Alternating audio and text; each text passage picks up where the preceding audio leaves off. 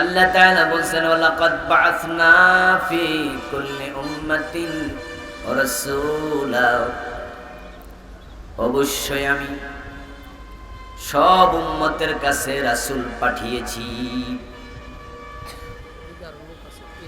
ওয়া ইন মিন উম্মাতিন ইল্লা খালা ফিহা নাযীর,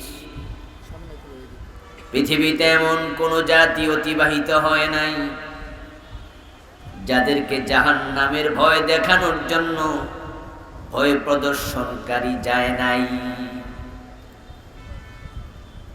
লিকুল্লি কওমিন হাদ,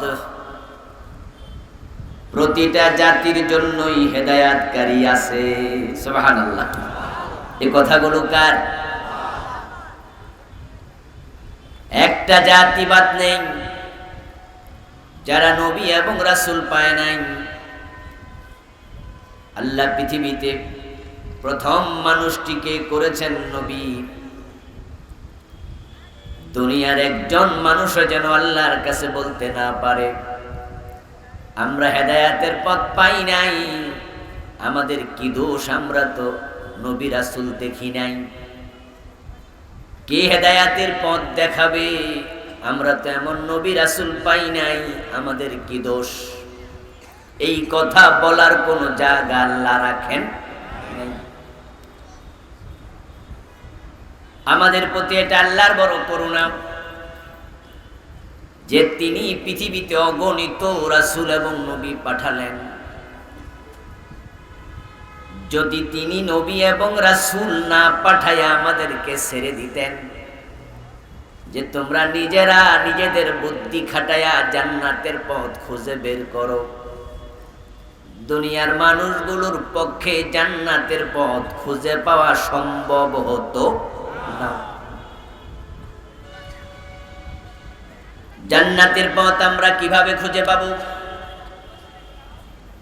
আমরা তো ঢাকা থেকে চিটাং গেলে রাস্তায় খুঁজে পাই না, মানুষকে জিজ্ঞাসা করে করে রাস্তা জেনে নেওয়া লাগে, ঠিক না? আমরা জান্নাতের পথ কিভাবে নিজেরা খুঁজে পাবো? আমরা সিলেট থেকে রাজশাহী গেলে পূর্ব পশ্চিমটাই তো অনেকে চিনতে পারি না। এই প্যাচ আমার অ্যাভেলেবেল লাগে, আপনাদের মনে হয় লাগে নাই জীবনেও, ঠিক না? লাগছে। হাটহাজারী মাদ্রাসা বড় হুজুরের লাগে নাই, ঢাকা ইউনিভার্সিটির ভিসি সাহেবের প্যাচ লাগে নাই, ঢাকা আলিয়া মাদ্রাসার প্রিন্সিপাল বড় আলেম, এক জায়গা থেকে আরেক জায়গায় গেলে পূর্ব পশ্চিমে প্যাচ লাগার সম্ভাবনা উনারও আছে না নাই? তবে সরমনার পীরের কোনোদিন লাগে নাই। সরসিনার পীরের কার লাগে না? এর কারণ মানুষের ইলম বড়ই কম। ওয়ামা উতীতুম মিনাল ইলমি ইল্লা কালিলা, আল্লাহ তাআলা বলেন তোমাদেরকে ইলম দেয়া হয় নাই, তবে দেয়া হয়েছে বড়ই সামান্য। এই সামান্য ইলমের কারণে আমরা পূর্ব পশ্চিম চিনি না, দিক কোনটা সঠিক আমরা জানি না, প্যাচ লেগে যায়। যে মানুষগুলো ঢাকা থেকে চিটাং গেলে রাস্তাটাও চিনে না, মানুষরে জিজ্ঞাসা করে জানা লাগে। সিলেট থেকে দিনাজপুর গেলে পূর্ব পশ্চিম চিনে না, মানুষরে জিজ্ঞাসা করা লাগে। এখন যদি তাদেরকে জান্নাতের পথ দেখানোর জন্য নবী না আসতো, তাহলে তাদের জান্নাতের পথ তারা নিজেরা কোনোদিন খুঁজে বের করতে পারত না। এজন্য আল্লাহ তাআলা বলেন আমি সব জাতির কাছে রাসূল পাঠিয়েছি। ওই রাসূলগণ তাদেরকে জান্নাতের পথ দেখাইছে। নবী এবং রাসূল যারা জান্নাতের পথ দেখাইছে তারাও মানুষ, তাই তাদের ওই জাতীয় পেঁচগাট লাগতে পারে। তাই নবী রাসূলদেরকে জান্নাতের পথ দেখাইছে আল্লাহ নিজে।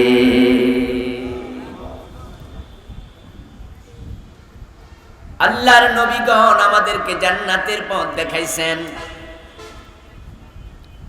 নিজের মন মতো না ওহি মতো।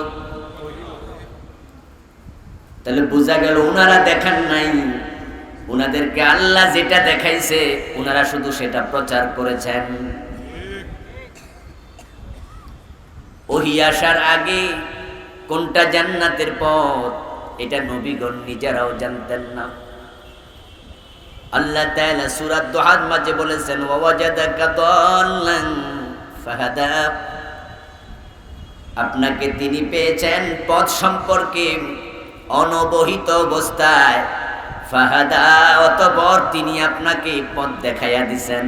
সুবহানাল্লাহ। ওমা কুনতা তাদরি মাল কিতাবু ওয়ালাল ঈমান, হে প্রিয় নবী, ওহী আসার আগে ঈমান কাকে বলে, কিতাব কি জিনিস, ওমা কুনতা তাদরি, আপনি নিজেও জানতেন না। আল্লাহ তাআলা নিজে নবীদেরকে হেদায়েত দিয়েছেন। আল্লাহর দেখানো পথ নবীরা ওহীর মাধ্যমে পরিচালিত হয়ে আমাদের দেখাইছেন।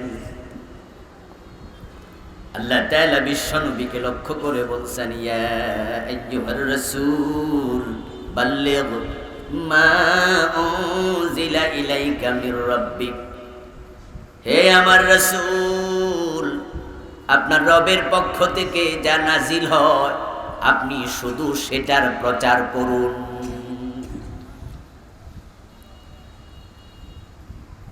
রিসালাত পাওয়ার পর থেকে ইন্তেকাল পর্যন্ত রাসূল সাল্লাল্লাহু আলাইহি ওয়াসাল্লাম নিজ থেকে দ্বীনের ব্যাপারে একটা কথাও বলেন নাই, ওহীর বাহিরে একটা শব্দ বলেন নাই। মা ইয়ানতিকু আনিল হাওয়া ইন হুয়া ইল্লা ওয়াহিয়ুন ইউহা। ওনাকে মানুষ যখন প্রশ্ন করত, যেটা তিনি জানতেন নিশ্চিতভাবে ওহীর মাধ্যমে ওনাকে জানানো হয়েছে, তিনি সেটা বলে দিতেন। আর যেটা তিনি জানতেন না বানায়া বলতেন না, ওহীর জন্য অপেক্ষা করতেন। বানায়া বলার কোন অধিকার তার নাই। ওয়ালাউ তাকাওয়ালা আলাইনা বা'দাল আকাবিল, আল্লাহ কুরআন মাজিদে বলছেন, তিনি যদি কোন শব্দ আমার নামে বানায়া নিজে চালায়া দিতেন, লাখাদনা মিনহু বিল ইয়ামিন, অবশ্যই আমি তাকে ডান হাত দিয়া চেপে ধরতাম। সুম্মা লাকাতানা মিনহুল ওয়াতিন, তারপর তার গ্রীবা কণ্ঠনালীটা আমি কেটে নিয়ে যেতাম। কোনটা জান্নাতের পথ, কোনটা জাহান্নামের পথ, কোনটা সঠিক, কোনটা বেঠিক, কোনটা করা যাবে, কোনটা করা যাবে না, এই সবটা আমি আল্লাহ নিজেই বলবো। আমি নবীদেরকে বলার জন্য দায়িত্ব দিয়েছি। নবীরা মানুষকে সে পথ দেখাইছেন। এখন জান্নাত পেতে হলে, হেদায়েতের পথে চলতে হলে নবীদের দেখানো পথ অনুসরণ করা আমাদের দরকার আছে না নাই? নবীদের দেখানো পথের বাহিরে জান্নাত নাই। এটা আল্লাহর বড় দয়া।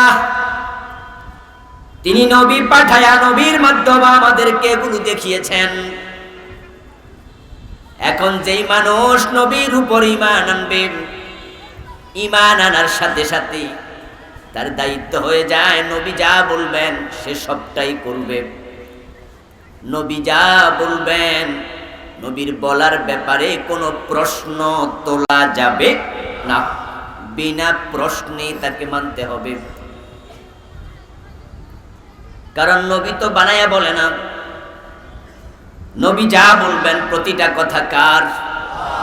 এটা আল্লাহর, এটা ওহী। হয়তো ওহিয়ে মাতলু, না হয় ওহিয়ে গায়রে মাতলু, হয়তো কোরআন না হয় হাদিস, কোনটাই নবীর নয়, হাদিসটাও আল্লাহর পাঠানো ওহী। আপনি জান্নাতের পথ নিতে চান কিনা, এটা হলো প্রথম প্রশ্ন। উত্তর যদি হয় আমি নিতে চাই, তাহলে আপনার দায়িত্ব হলো এখন থেকে নবী যা বলবেন আপনি তা করতে বাধ্য, হেরফের করা যাবে না।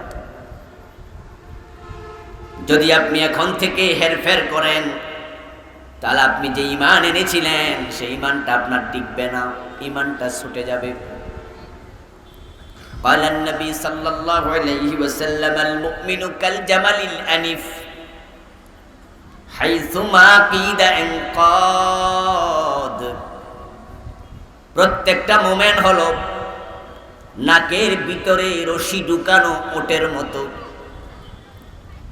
নাকের ভিতরে রশি ঢুকাইয়া দিলে মালিক যদি রশি হাতে নেয়, ওই ওটটা স্বাধীন না পরাধীন? মন মতো চলে না, মালিকের টান মতো। ঠিক মুমিন হলো নাকের ভিতরে রশি ঢুকানো ওট। ঈমান আনার পরে তার স্বাধীনতা থাকবে না, আল্লাহ এবং রাসূল যা বলবেন সে মানতে বাধ্য থাকা লাগবে।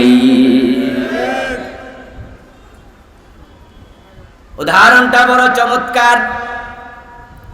নাকের ভিতরে রশি ঢুকায়া মালিক যদি দক্ষিণে টানে, ওট যদি উত্তরে যেতে চায়, নাকটা থাকবে না, ছিঁড়ে যাবে। ঠিক আপনি কালেমা পড়ার পরে আল্লাহ এবং রাসূল যা বলছেন বিপরীত চলতে গেলে আপনার ঈমানটাও ছিঁড়ে যাবে।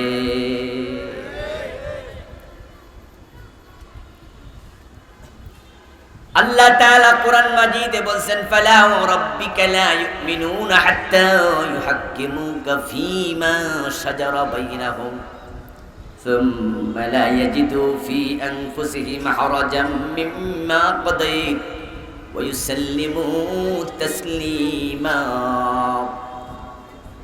হে নবী, আপনার রবের কসম, এই লোকগুলো ততক্ষণ পর্যন্ত মুমিন হতে পারবে না যতক্ষণ আপনি নবী তাদের ব্যাপারে যত ফয়সালা দেন, যত কথা বলেন, যত নির্দেশ দেন, সর্বান্তকরণে সন্তুষ্ট চিত্তে সবটা মানতে রাজি না হবে, ততক্ষণ পর্যন্ত আপনার রবের কসম তারা মুমিন নয়। কালেমা পড়লে মুমিন হওয়া যায় না।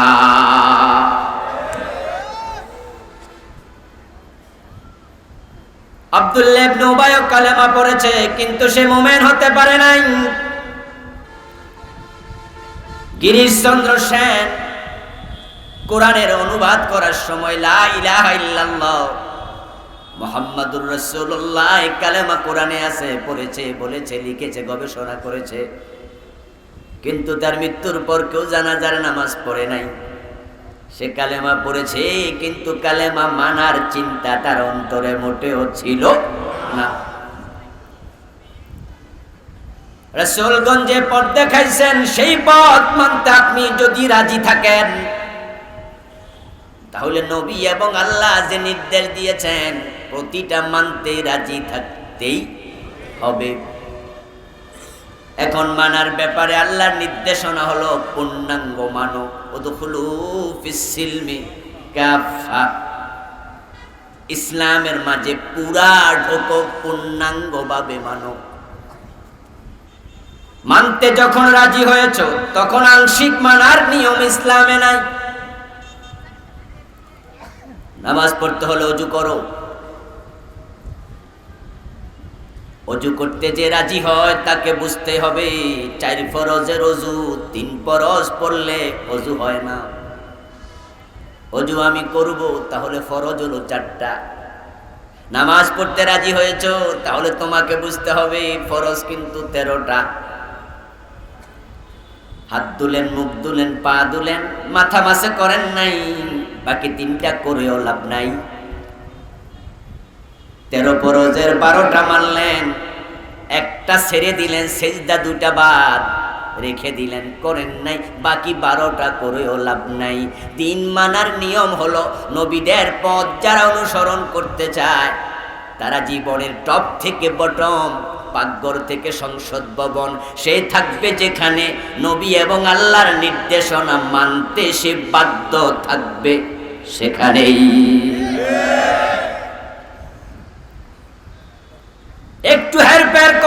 সে মুমিন নয়। আল্লাহ তাআলা বিশ্ব নবী সহ অসংখ্য নবী রাসূল দুনিয়ায় পাঠালেন। আল্লাহর দেখানো পথ তারা ওহীর মাধ্যমে প্রাপ্ত হয়ে আমাদের দেখাতে থাকলেন। অগণিত অসংখ্য নবী রাসূল আল্লাহ তাআলা পৃথিবীতে পাঠালেন। নবীদেরকে যারাই মেনে নিয়েছে তারাই জান্নাত পেয়ে গেছে। নূহ নবী ৯৫০ বছর দাওয়াত দিলেন, ৪০ অথবা ৮০ জন দাওয়াত কবুল করেছে। আল্লাহ শুধুমাত্র তাদেরকে প্লাবনে বাঁচাইছে, বাকি সবাইরে পানিতে ডুবাইয়া ছাড়ছে। মূসা আলাইহিস সালাম দাওয়াত দিলেন, সমুদ্রে রাস্তা হয়েছে, তারাই বেঁচে গেছে যারা মূসার দাওয়াত কবুল করেছে। যারা কবুল করে নাই লোহিত সাগরে ডুবে মরছে। এগুলোই প্রমাণ করে নবীকে যারা মানবে তারা দুনিয়াতেও রেহাই পায়, আখিরাতেও জান্নাত পায়। যারা নবীকে মানবে না দুনিয়াতেও রেহাই পাবে না, আখিরাতেও জান্নাত পাবে না।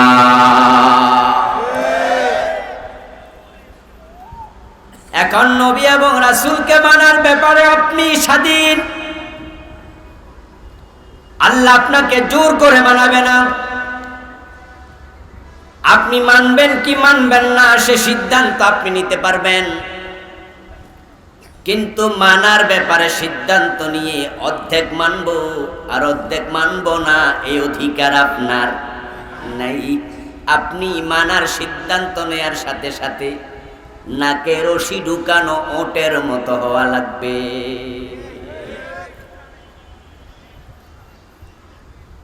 ওদখুলু ফিস-সিলমি কাফা, ইসলামে পুরা ঢুকে যাও। কিন্তু এই জায়গায় এসে আমরা একটু ঝামেলা করে ফেলেছি। বর্তমান মুসলমানের দিকে তাকালে আপনি দেখবেন তাদের জীবনের কিছু অংশে ইসলাম আছে, কিছু অংশে ইসলাম নাই।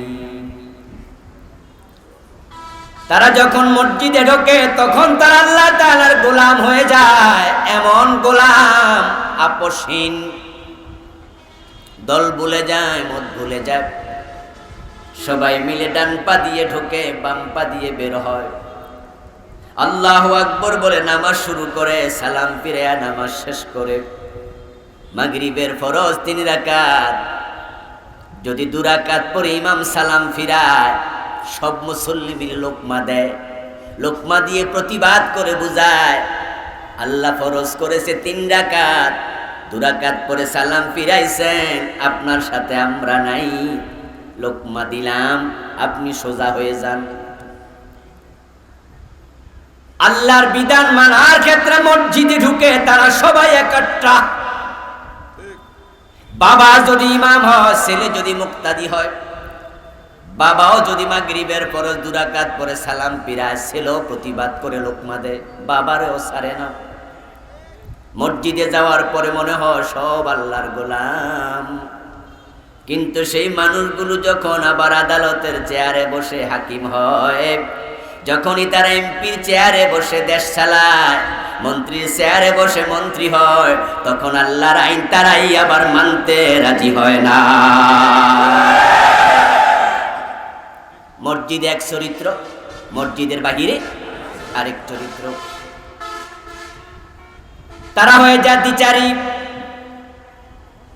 ইযা লাকুল্লাযীনা আমানু ক্বালু আমান্না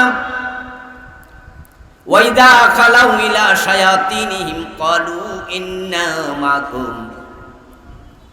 আল্লাহ জাতীয় মানুষের চরিত্রের কথা কোরআনে বলছেন।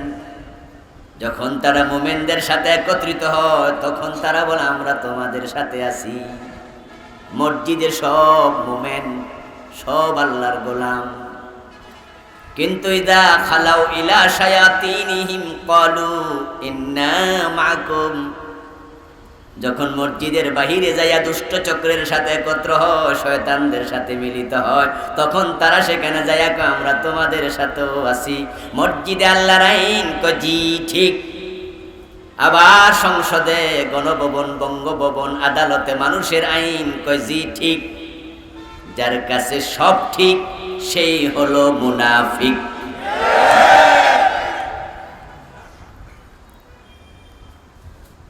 তুমি যদি এই চরিত্রের মুসলমান হও, তোমার ঈমান নাই। ফালা ওয়া রাব্বিক, আল্লাহর কসম, তোমার রবের কসম, লা ইউমিনুন, তারা মুমিন নয়। ওয়ালাকাদ বাআসনা ফি কুল্লি উম্মাতির রাসূলা, আল্লাহর বক্তব্য, আমি সব জাতির কাছে রাসূল পাঠাইছি। আল্লাহর রাসূলগণ তারা আল্লাহর ওহী মোতাবেক আমাদের জান্নাতের পথ দেখাইছে। এখন আমরা যদি জান্নাতের পথ পেতে চাই, আমাদেরকে ওহীর কাছে যেতে হবে। ওহীর বাইরে জান্নাতের পথ নেই। বিশ্বনবী মুহাম্মদুর রাসূলুল্লাহ সাল্লাল্লাহু আলাইহি ওয়াসাল্লাম বিদায় হজের দিন 1,14,000 সাহাবীর সম্মুখে ভাষণ দিলেন। ভাষণের এক পর্যায়ে তিনি বললেন, এই জমিনে, এই মাসে, এই মাঠে তোমাদের সাথে আমার হয়তো আর সাক্ষাৎ নাও হতে পারে।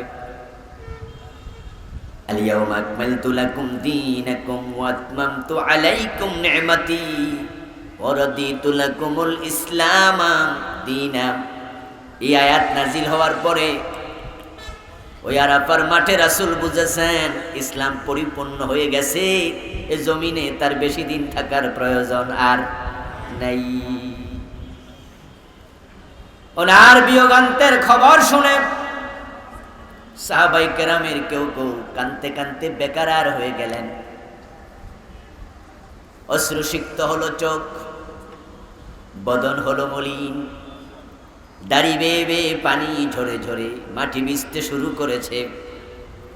তাদের বেকারার হালত দেখে বিশ্বনবী প্রবোধ দিলেন, সান্ত্বনা দিয়ে বললেন, টেনশন করো না, আমি চলে যাব, তবে তোমাদের কাছে দুটি জিনিস রেখে যাব। তারাকতু ফীকুম আমরাইন লান তাদিল্লু মা তামাসসাকতুম বিহিমা। ও দুটি জিনিস যতদিন আঁকড়ায়া ধরে রাখবা, ততদিন তোমরাও পথ হারা হবা না। যেই পথে আমি আছি তোমরাও সে পথে থাকবা। ওই পথ জান্নাতে গিয়ে মিলেছে, তোমাদের সাথে আবার জান্নাতে দেখা হবে, পথ হারা হবে না। টেনশন কেন করছো?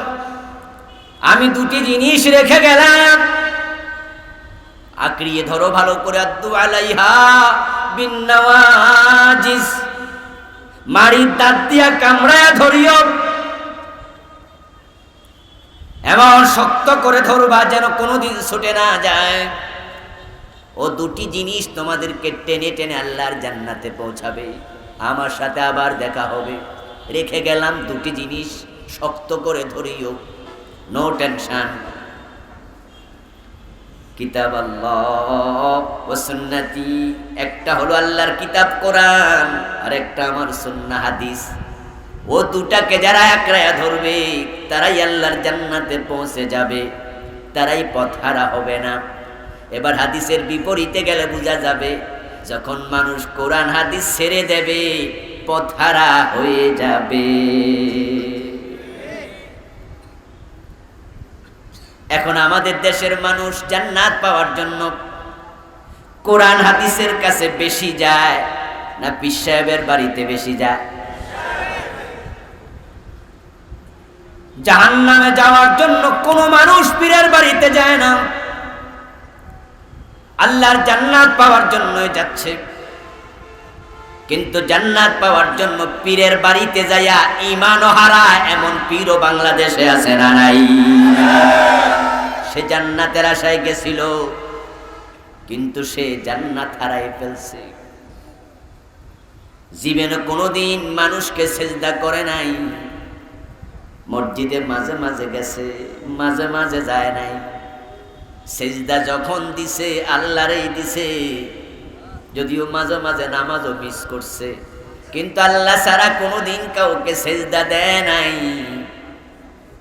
ওই লোকটাও পীরের বাড়িতে যাইয়া দেখে মানুষ লাইন ধইরা পীরকে সেজদা দেয়, তখন না বুঝার কারণে, জাহালাতের কারণে, শয়তানের ধোকায় পইরা, সঙ্গ দোষে পইরা পীরের পায়ে সেজদা দিল, গেছিল জান্নাত পাওয়ার জন্য, কিন্তু সেজদা দেওয়ার সাথে সাথে তার ঈমানটাই চলে গেল। সকল পীর সেজদা নেয় আমি তা বলছি না, পীর সাহেবদের মাঝে কিছু ভালো পীর সাহেব আছে না নাই? এবার আপনারা বলুন তো, যত পীর বাংলাদেশে আসে সব ভালো, তার মাঝে কিছু ভণ্ড আছে না নাই? তাহলে কোনটা ভালো কোনটা ভণ্ড এটা চেনার জন্য আগে কোরআন জানা দরকার আছে না নাই? কোরআন হলো ফুরকান, সত্য মিথ্যার পার্থক্যকারী।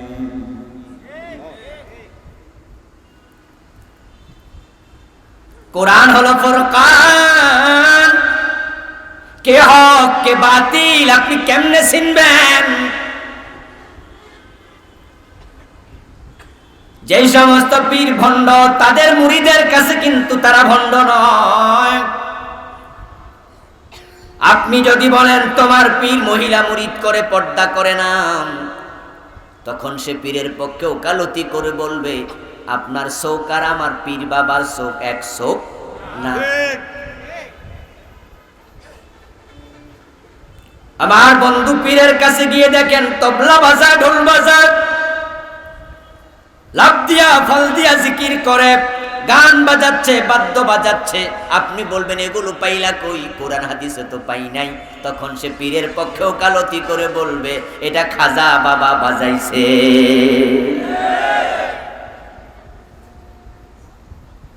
কারণ সেই লোকটা কোরআনের কাছে যায়নি, পীরের কাছে শুধু গিয়েছে। ভণ্ড এবং হক পীর পার্থক্য সে করতে জানে না, কারণ সে তো ফুরকানের কাছে যায় নাই। বিশ্বনবী ব্যক্তির হাতে হেদায়াত ছেড়ে দেন নাই। যদি কোনো ব্যক্তি হেদায়াতের পথ দেখাতে পারত, তাহলে বিদায় হজের দিন বিশ্বনবী বলতেন আমি আমার পরে তোমাদেরকে আবু বকর সিদ্দিককে ধরার আদেশ করতেছি, আবু বকরের পর ওমরকে ধরিও, ওমরের পর ওসমানরে ধরিও, ওসমানের পর আলীরে ধরিও। রাসূল আবু বকর ওমরের নাম বলেন নাই, কোরআন হাদিসের নাম বলেছেন, কারণ তিনি জানেন ওহির বাহিরে হেদায়াত পাওয়া যায় না।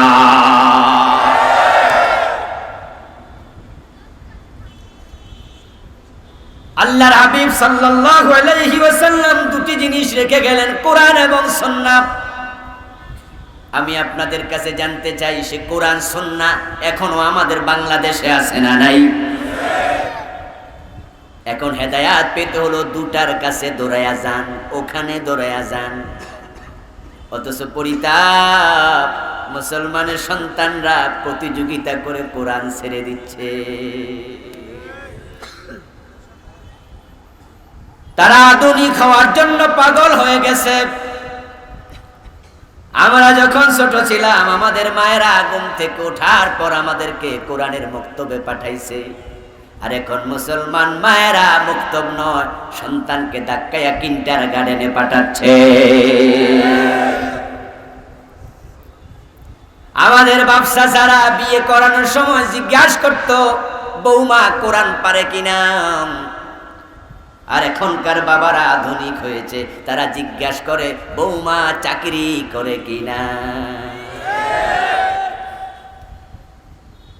সিলেবাসের মাঝে কোরআন আগে কিছু কিছু কলেজ স্কুলেও ছিল, আস্তে আস্তে করে কলেজ স্কুলের সিলেবাস থেকে কোরআন হাদিস তুলে দেয়া হচ্ছে।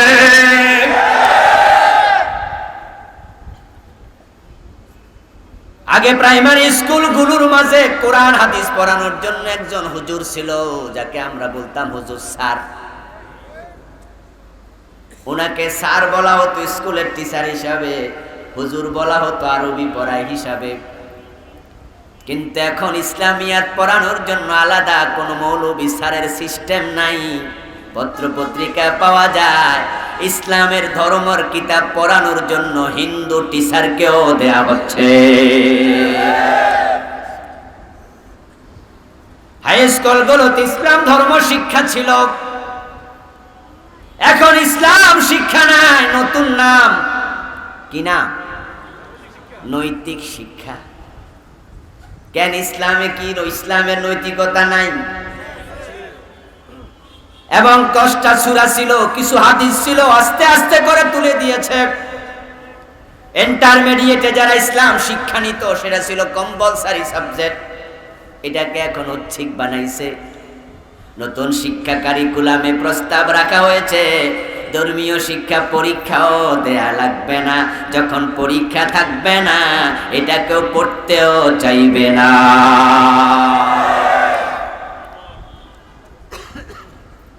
আস্তে আস্তে করে কোরআন বিমুখ করে ফেলা হচ্ছে। জাতি যখন কোরআন বিমুখ হয়ে যাবে, তখন তাদের ক্ষমতা পাকাপোক্ত হবে। তাই তারা ক্ষমতার চিন্তা মাথায় রেখে দেশ থেকে কোরআন তাড়ানোর ষড়যন্ত্র শুরু করেছে। আর তার রেজাল্ট যা হওয়ার তাই হচ্ছে। মানুষ যখন কোরআন বিমুখ হবে, ধর্ম বিমুখ হবে, তখন তাদের হৃদয় থেকে মনুষ্যত্ব উঠে যাবে। ঠিক আজকে তাই হচ্ছে। দিন দিন এমএ পাস, বিএ পাস বাড়তেছে, কোনো সন্দেহ নাই। আপনারা আমার সাথে নিশ্চয় একমত হবেন। বলুন দেখি, আগের তুলনায় matric pass, IA pass, BA pass, MA pass, doctor, engineer কমেছে না বেড়েছে? আওয়াজ করে বলুন না, কমেছে না বেড়েছে? এবার বলুন, ভালো মানুষ কমেছে না বেড়েছে? শিক্ষিত বাড়লো, ভালো মানুষ কমলো। এর কারণ হলো ধর্মীয় শিক্ষার বাহিরে, কোরআন হাদিসের বাহিরে প্রকৃত ভালো মানুষ হওয়ার কোনো শিক্ষা নাই। যার ভিতরে দ্বীনের এলেম নাই, তার মাঝে আর পশুর মাঝে কোনো পার্থক্য থাকে না।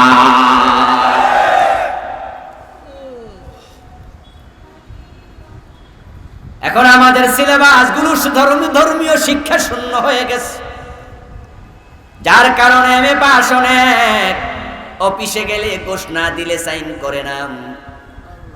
এসি রুমে বসে আছে, টেবিলের মাঝে মানুষ নাই, মানুষ নাই। কোনো চেয়ারে হায়না, কোনো চেয়ারে বাঘ, কোনো চেয়ারে বল্লভ, কোনো চেয়ারে সিংহ। সবাই যেন রক্ত চষার জন্য ব্যস্ত। সবাই শুধু মানুষের মানি ব্যাগের দিকে তাকায়। কারো সেবার চিন্তা এখন আর মাথায় নাই। ভালো অফিসারের সংখ্যা খুব কম। এমএ পাস অনেক, ভালো মানুষ নাই। ডাক্তার অনেক অনেক, এমবিবিএস অভাব নাই। কিন্তু সেবার মানসিকতা এখন নাই। বিশাল বড় বড় হাসপাতাল আছে, ওখানে গেলেই বিনা প্রয়োজনে পেট কাটা শুরু করে দেয়। টাকা দরকার। ইঞ্জিনিয়ার হয়েছে অনেক, বুয়েট, রুয়েট, সুয়েট, কুয়েট অভাব নাই। পুরা থানায় মিলে একজন ইঞ্জিনিয়ার পাওয়া যেত না, বিচ ইঞ্জিনিয়ার এখন ডজন ডজন পাওয়া যায়। আমরা দেখেছি ইঞ্জিনিয়ার বড় হয়েছে, রডার দেয় না, এখন বাঁশ দিচ্ছে। এমনটা কেন হচ্ছে? কেন? আমার বন্ধু, চরিত্র শেষ, নৈতিকতা শেষ, ভালো মানুষ নাই। দিন দিন এটা শূন্যের দিকে যাচ্ছে। এর কারণ তারা কোরআন হাদিস থেকে দূরে সরে যাচ্ছে। তাই সরকারের কাছে আমাদের অনুরোধ থাকবে, যদি ভালো জাতি চান, সিলেবাসে কোরআন হাদিস ঢুকায়া দাও। প্রাইমারি স্কুলে কোরআন ঢুকায়া দাও, হাই স্কুলে 100 নম্বর কোরআন ঢুকায়া দাও, 100 নম্বর হাদিস ঢুকায়া দাও। ইন্টারমিডিয়েটে 100 নম্বর হাদিস, 100 নম্বর কোরআন ঢুকায়া দাও। যদি আমাদের ছেলেরা কোরআন হাদিস পড়ে, তারা ইঞ্জিনিয়ার হবে, সাথে সাথে কোরআনের আলেম হবে। তারা ডাক্তার হবে, সাথে সাথে কোরআনের আলেম হবে। নৈতিকতা বেড়ে গেলে সমাজের সব জায়গায় ভালো মানুষ আবার নতুন করে পাওয়া যাবে।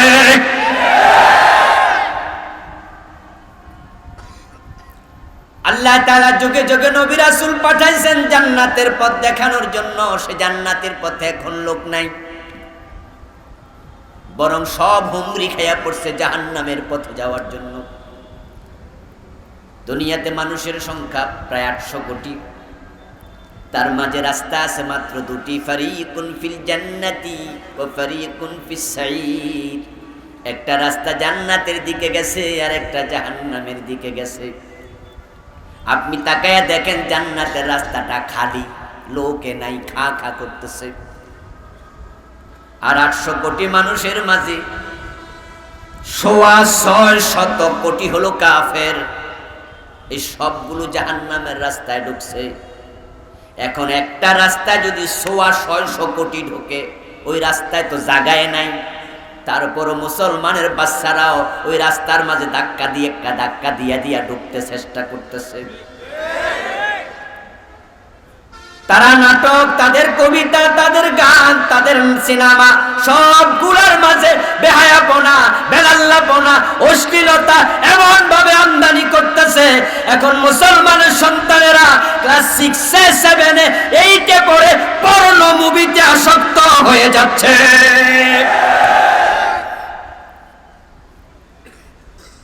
এক একটা অ্যান্ড্রয়েড সেট, এক একটা জাহান্নাম।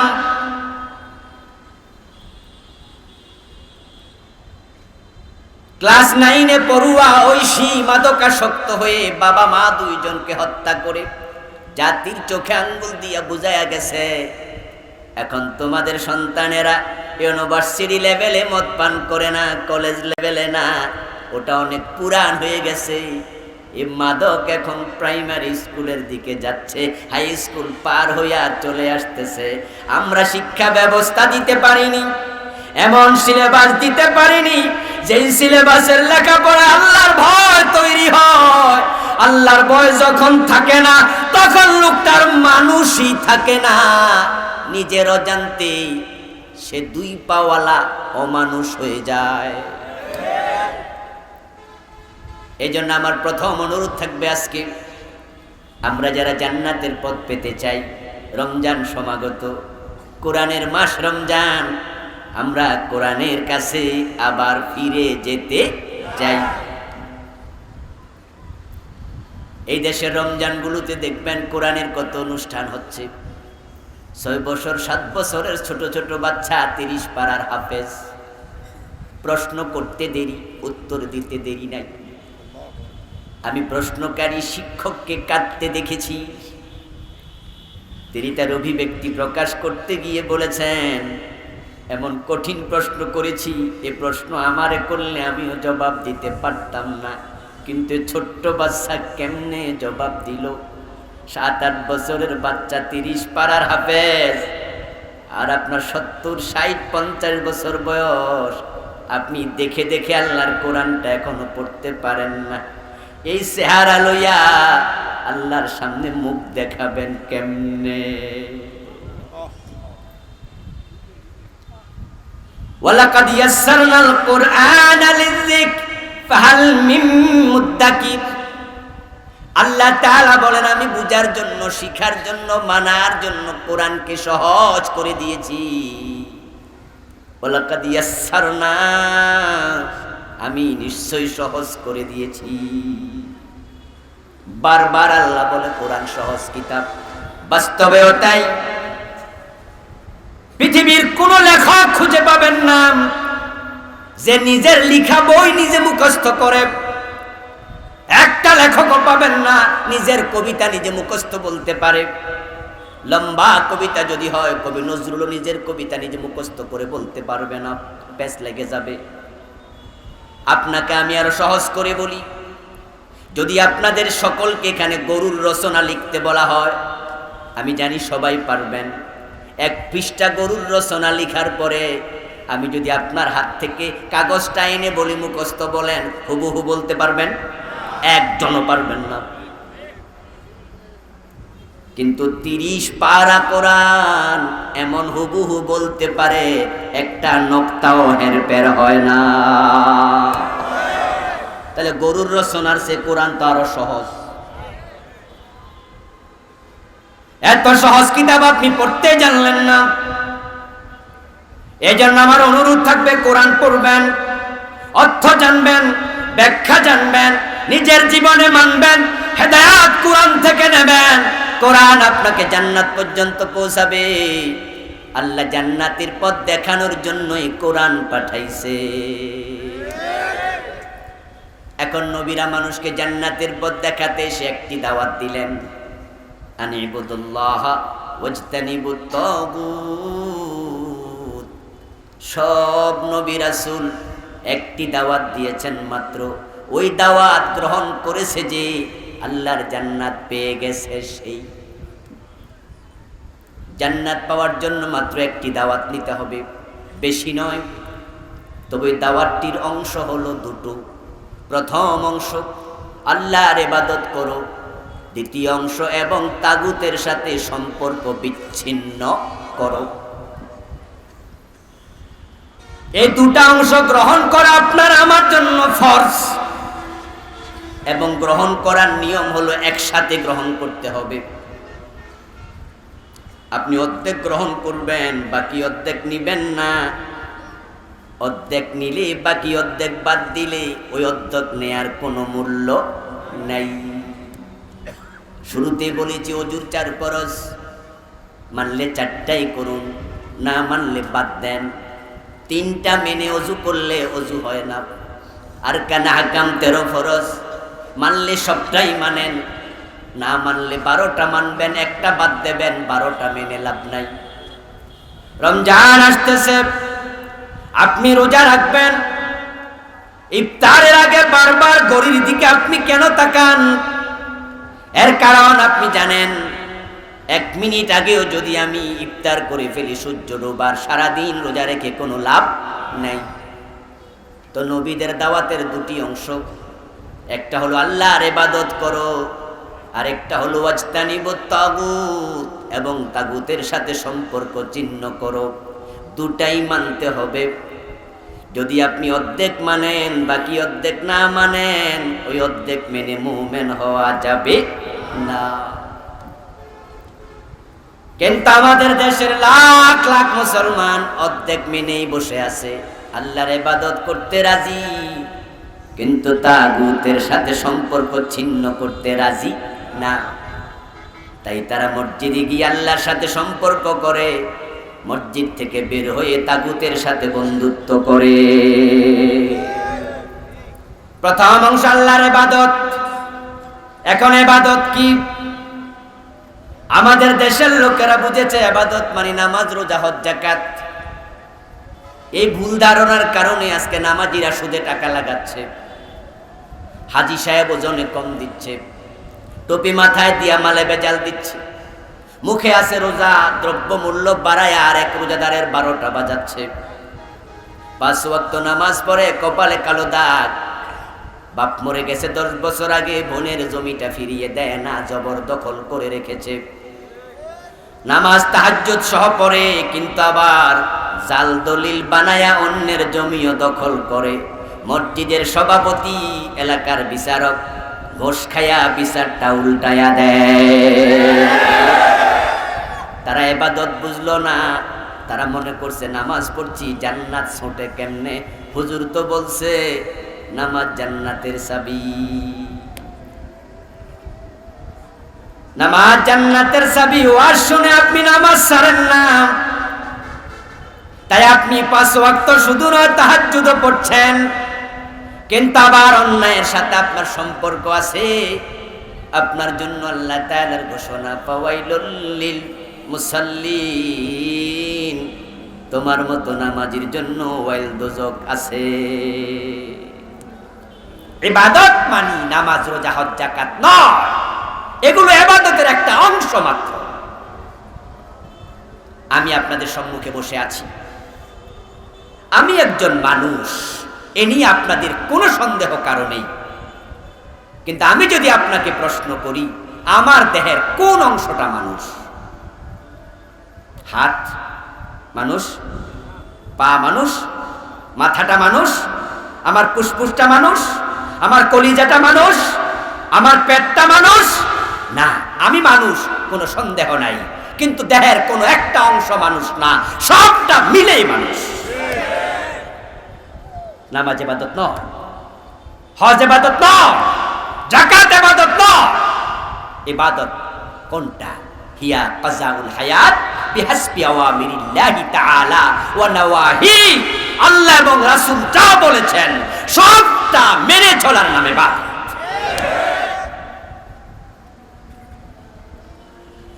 আল্লাহ তাআলা আপনাকে আমাকে গোলাম বানাইছে। গোলাম যখন গোলামি করে তখন সে নিজে স্বাধীন থাকে না, মালিক তাকে যা করতে বলে সে তাই করে, যখন করতে বলে তখন করে। আপনি গার্মেন্টসে চাকরি নিয়েছেন, 8 ঘন্টা ডিউটি করবেন, সকাল 8টায় ঢুকবেন, বিকাল 4টায় বের হবেন। ওই 8 ঘন্টা আপনি কোন জায়গায় কাজ করবেন, কি কাজ করবেন, এই সিদ্ধান্ত আপনি নেবেন না কোম্পানি নেবে। আপনি মাদ্রাসা দারুল কোরআনে জয়েন করেছেন শিক্ষক হিসাবে, চাকরি করার জন্য ঢুকেছেন। এখন ক্লাস আপনি কয়টায় নেবেন, কোনটা নেবেন, কোন ক্লাসে নেবেন, এই সিদ্ধান্ত আপনি নেবেন না প্রিন্সিপাল নেবে। আপনি যখন আল্লাহর ইবাদত করতে রাজি হন তখন জীবন কেমনে চালাবেন এই সিদ্ধান্ত নেওয়ার অধিকার আর আপনার নাই। আপনার আল্লাহ, আপনার রাসূল যা বলে সবটা মেনে নেয়ার নাম ইবাদত। যদি মানতে রাজি না হন, কিছু মানবেন কিছু মানবেন না, সুবিধাবাদ জিন্দাবাদে মুমিন হওয়া যায় না।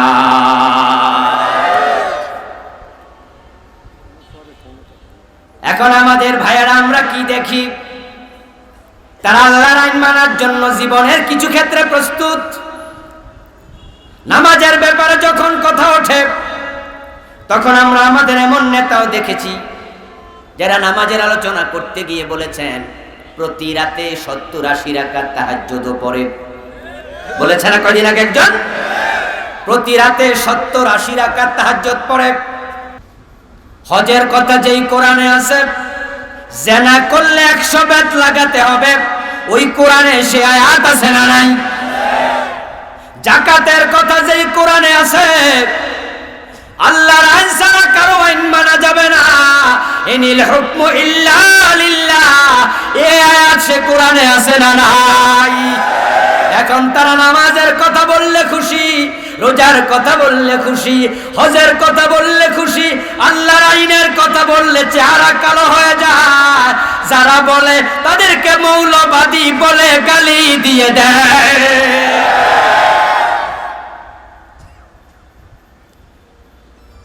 এখন আপনাকে ইবাদত শিখতে হবে।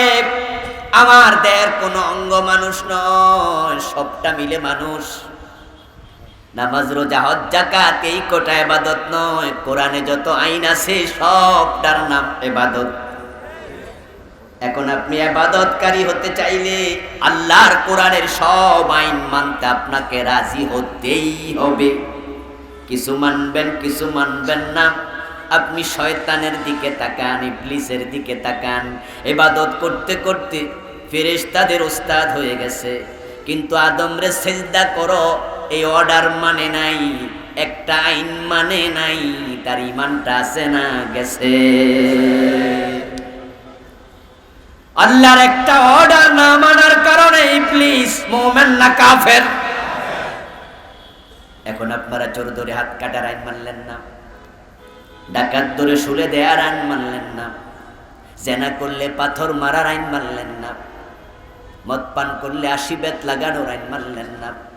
সৃষ্টি যার আইন চলবে শুধুই তার কোরআনের এই আয়াতটাও মানলেন না। ব্রিটিশ আইন পাইয়া আপনি খুশি, আল্লাহর আইনকে বৃদ্ধাঙ্গুল দেখাচ্ছেন।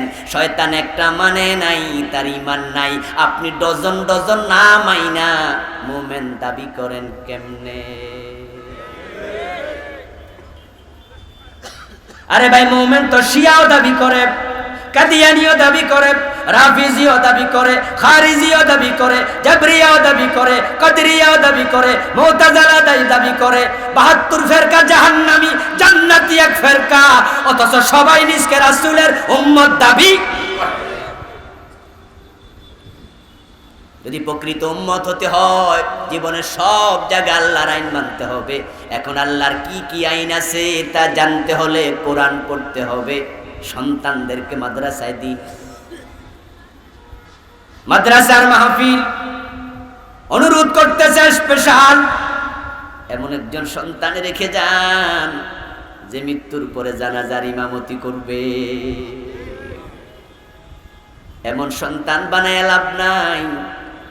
যে আপনার মৃত্যুর খবর শুনে ঢাকা থেকে চিটাং থেকে দৌড়াইয়া আসবে, অজু কেমনে করে তাও জানে না, টুপিটাও হাওলাত নিয়ে মাথায় দেয়, তারপরে বাবার লাশের সামনে খাড়াইয়া হুজুরকে কয় জানাজার নিয়মটা কইয়া দেন।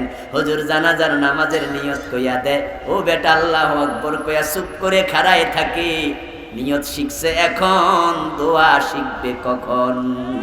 এমন সন্তান জন্ম দেয়ার সে না দেয়াই। ওয়াজতানিবুত তাগুত, দ্বিতীয় অংশ হলো তাগুতের সাথে সম্পর্ক রাখা যাবে না। তাগুত হলো সেই শক্তির নাম যেই শক্তি নিজে আল্লাহর আইন মানে না, সমাজের মানুষকে মানতেও দেয় না। আমাদের ঘরে চোর ঢুকলে আমরা কি ধরে হাত কাটতে পারবো? কাইটা দেখেন, কালকে মামলার আসামি হবেন। এলাকায় কেউ জেনা করলে তাকে 100 বেত লাগান, পরের দিন মামলা খাবেন। মদ পান করেছে 80 বেত লাগাও, পরের দিন মামলা খাবেন। আল্লাহর কোরআনের আইন আপনাকে তারা মানতে দেবে না। তারা নিজেরা আল্লাহর কোরআন বিরোধী আইন বানাইছে। আল্লাহ কয় চোর ধরে হাত কাটো, তারা আইন বানাইছে চোর ধরে জেলে দাও। কারণ আছে বন্ধু, কারণ হলো তারা ভেবে দেখেছে যদি আল্লাহর আইনে হাত কাটা শুরু হয়, অনেক নেতার হাত থাকবে না। তারা মদ বিরোধী। পুলিশকে কয় মদখোর ধরো, ডিজিএফআই এর লোক কাজ করে, গোয়েন্দা বিভাগ, DSB, NSI, coast guard, BGB, police, army, সেনাবাহিনী সবাই জিরো টলারেন্স। মদের বিরুদ্ধে সবাই একমত, কিন্তু 80 বেতার আইন চালায় না কেন? কারণ তারা বড় চালাক। গরিবের ছেলে মদ খেলে জেলে দেয়, বড় লোকের ছেলে 5 স্টার হোটেলে গেলে সেলুট দেয়। তাই তারা দুরকম আইন বানায়া রাখছে। যদি আইন একটাই হয়, মদ খেলে 80 বেত লাগাও, অনেক নেতার পিঠের চামড়া থাকবে না।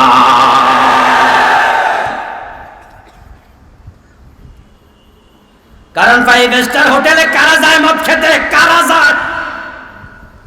ওখানে গরিবের ছেলে যেতে পারে না। তবে আমাদের নেতাদের মাঝে ভালো নেতাও আছে না নাই? মদ খায় না এমন নেতাও আছে, জেনা করে না এমন নেতাও আছে, কিন্তু তাদের সংখ্যা বড় কম। আবার যে কয়জন আছে দলীয় পদ পদবীর কারণে, তারাও বন্ধু চুপ করে থাকে, হকের পক্ষে কথা বলে না। তাগুত হলো আল্লাহর বিরোধী আইন, যারা বানায় তারাই। 50 বছর বাংলাদেশের বয়স, কোনো হিন্দু প্রেসিডেন্ট হয়নি, কোনো খ্রিস্টান প্রধানমন্ত্রী হয়নি, কোনো ইহুদি আইনমন্ত্রী হয় নাই। এই 50 বছরে আইন বানানোর সুযোগ আমাদের হাতেই আছে। আমাদের বর্তমান সরকার যদি চায়, আগামী সংসদ অধিবেশনে চোর ধরে হাত কাটার আইন চালু করতে, এই সুযোগটা আছে না নাই? তো কেন করে না? তোমরা কি দেখোনি ব্রিটিশ আইন চুরি বন্ধ করতে পারে নাই? ব্রিটিশ আইনে চোর ধরে জেলে দেয়, ওই চোরগুলো ডাকাত হয়ে বের হয়। সৎসঙ্গে স্বর্গবাস, অসৎসঙ্গে সর্বনাশ। বড় বড় নেতা চুরি করেছে, ধরা পড়ছে, জেলে গেছে, জেলখানায় শ্বশুর বাড়ির আদর পাইছে, 6 মাস পরে বের হয়ে গেছে, বেকসুর খালাস। বাইর হইয়া পত্রিকায় লিখে আমি চোর না, বেকসুর খালাস পাইছি, আবার নেতা হইয়া যায়। ওই 6 মাসের জেল না দিয়া, 1 বছর 2 বছর জেল না দিয়া যদি হাত কাটা শুরু হয়ে যেত, ওই হাত কাটা নেতা জীবনে আর লজ্জায় ভোটে দাঁড়াতো না। একটা হাত কাটা চোর দেখে 1000 নেতা সোজা হইয়া যেত। এখন আপনি কিছু মানবেন, কিছু মানবেন না, এটা ইবাদত নয়, আল্লাহর আইনের বিদ্রোহী হবেন। আপনি তাগুতের সাথে সম্পর্ক রেখে আবার মোমেন দাবি করবেন, কোনো সুযোগ নেই। তাই আসুন বন্ধু, নবীদের দাওয়া আমরা জীবনে মনে প্রাণে সর্বান্তঃকরণে গ্রহণ করব, কোরআন হাদিস আঁকড়িয়ে ধরব। নিশ্চয় কোরআন হাদিস আমাদেরকে জান্নাতে পৌঁছিয়ে দেবে, সন্দেহ নাই। আল্লাহর কাছে তৌফিক কামনা করছি, সবাই বলেন আমিন।